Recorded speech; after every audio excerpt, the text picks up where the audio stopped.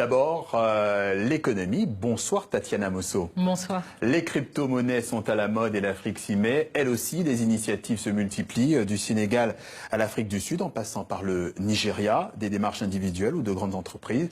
Toutes démarches où on tente d'établir cette monnaie numérique sur le continent. Alors d'abord, Tatiana, la première question, qu'est-ce que la crypto-monnaie ? Alors, vous l'avez dit, c'est une monnaie virtuelle, c'est-à-dire que ces billets-là que vous voyez, qu'on utilise tous les jours, eh bien, dans le monde des crypto-monnaies, on ne les utilise plus. On utilise un téléphone portable ou alors son ordinateur pour pouvoir faire ses achats. Alors, on peut acheter de tout, on peut acheter un sac de riz, on peut acheter une voiture, à la seule condition, évidemment, que le vendeur, soit équipé pour recevoir cette monnaie. Alors, c'est une monnaie qui a une utilisation particulière sur le continent, puisqu'elle sert surtout pour les paiements, les achats en ligne, par exemple pour payer ses factures, mais aussi pour les transferts d'argent, ce qui est courant sur le continent africain. La première et probablement la plus connue des crypto-monnaies, c'était le Bitcoin, créé en 2009 et la plus répandue. La crypto-monnaie, c'est une monnaie particulière en ça qu'elle n'est pas rattachée à une banque centrale comme le CFA l'est à la BEAC ou à la BCAO. Et puis surtout, c'est une monnaie qui utilise la cryptographie, qui est un code numérique très complexe et qui normalement rend cette monnaie inviolable et qui fait en sorte que les transactions soient sécurisées et qui du coup empêche les contrefaçons. Alors en Afrique, cette crypto-monnaie est déjà utilisée fréquemment au Ghana, au Kenya et en Afrique du Sud pour des transactions. Au Sénégal, c'est le rappeur Akon qui se lance en créant sa propre monnaie. Alors effectivement, ce rappeur qui lance la crypto-monnaie Akon, Bien joué, oui. Voilà, sur un petit jeu de mots, on n'oublie pas le marketing. Et justement, cette monnaie, elle devrait voir le jour ce mois-ci au Sénégal. Et au passage, il crée une ville futuriste qui se veut une crypto-ville pour pouvoir utiliser cet argent-là.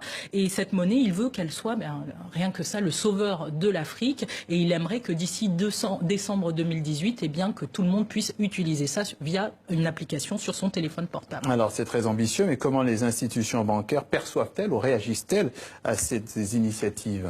Alors sans surprise, elles sont plutôt dans l'incompréhension et puis très inquiètes aussi de cette arrivée, parce que ces crypto-monnaies, elles empiètent sur le rôle des banques centrales. On se souvient de l'exemple de Orange Money en mars 2017 au Sénégal. Orange Money qui s'est vu tout simplement suspendre ses transactions internationales par la BCAO. Une BCAO donc inquiète, elle est inquiète sur la question du contrôle des émetteurs et puis tout simplement sur la volatilité de cette monnaie. Donc qui est-ce qui régule, qui est-ce qui sanctionne cette monnaie qui ne passe plus par les banques centrales? Les institutions sont frileuses, ainsi que les États auxquels elles sont liées, donc les différents pouvoirs qui, eux, ne savent pas comment légiférer sur ces monnaies numériques. Un peu conservatrice. Alors, en filigrane de ces initiatives, il y a ce débat du maintien ou non du franc CFA. Alors, le maintien ou non du franc CFA, est-ce que ça peut être une alternative pour le chanteur Akon? Eh bien oui. Mais en fait, ce qui est intéressant dans ces différentes initiatives technologiques qui tentent d'introduire la crypto-monnaie sur le continent, c'est ce désir d'indépendance de ces différentes initiatives et puis surtout de sortir d'un système établi de toutes ces institutions-là.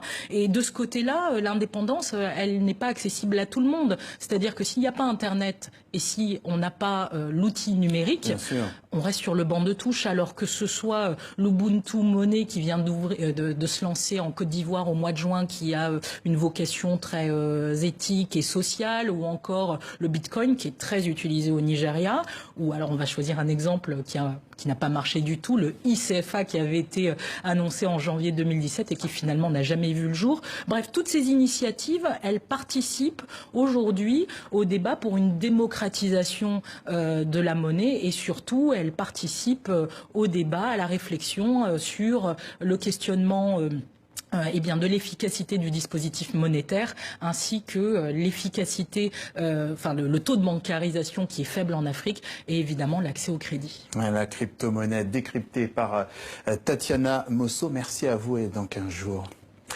La séquence Histoire maintenant, elle nous